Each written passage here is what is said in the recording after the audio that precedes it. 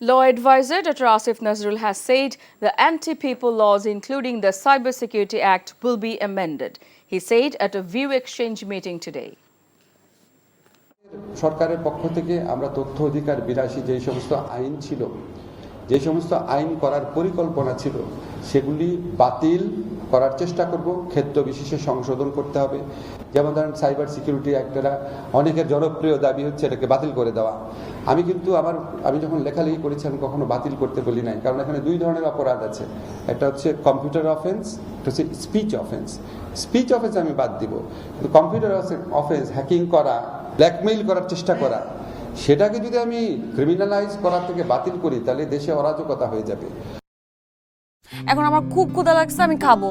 কি কি রান্না করছো? আসো দেখো, তুই ভালো রান্না করছো। আমি তো মাঝে মাঝে চিন্তা করি আমি রান্না কেন করি, তোমারই করা উচিত। হার্ড ওয়ার্ক করুন লাগবো। আমি এই চাকরি করবো না, ছেড়ে দিচ্ছি। আমি প্রেগনেন্ট। একজনের উপার্জন দিয়ে কি এই ঢাকার শহরে একটা ফ্যামিলি চলে?